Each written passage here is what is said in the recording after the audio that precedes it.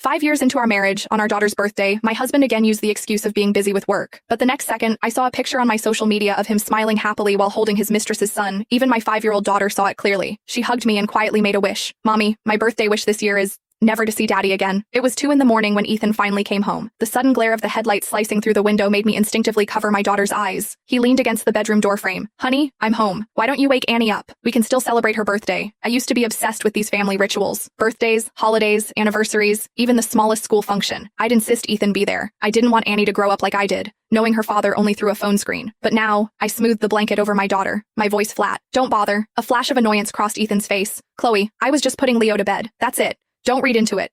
This is exactly why I can't be honest with you, because you're always so suspicious. I wasn't reading into it, and from now on, I wouldn't be suspicious either. If you're done, please go to your own room. Don't wake Annie. She has school in the morning. He let out a cold laugh. Fine, but don't come crying to me later, saying I'm an absent father. I turned away and switched off the lamp, gently patting the back of my daughter, who had stirred from the noise. Absent? It didn't matter anymore. After all, Annie's birthday wish was to never see him again. The next morning, Ethan didn't leave immediately after breakfast as he usually did. He sat at the table, watching the morning news. Just as we were about to leave, he stood up, grabbed his keys, and walked over to us, ruffling Annie's hair. Daddy's taking you to school today. He was speaking to our daughter, but his eyes were fixed on me. 2 years ago, when Annie first started preschool, Ethan drove her every single day. But after Stella arrived, he started leaving earlier and earlier, claiming his morning meetings had been moved up. I believed him. Right up until 3 months ago, when I was at Annie's new school and saw him. The man who was supposed to be in a board meeting was leaning over to lift a little boy out of the back seat of his car. It wasn't that he didn't have time to take his daughter to school, it was just that he had something more important to do. We had a terrible fight that night. The next day, Annie stopped asking for him to take her. Even though I had already decided on a divorce, he was still her father. I hesitated for a moment, then nodded. A small, triumphant smile touched his lips as he scooped Annie into his arms. When he opened the car door, I froze. The backseat was a mess of someone else's life. A Spider-Man water bottle, a toy bow and arrow set,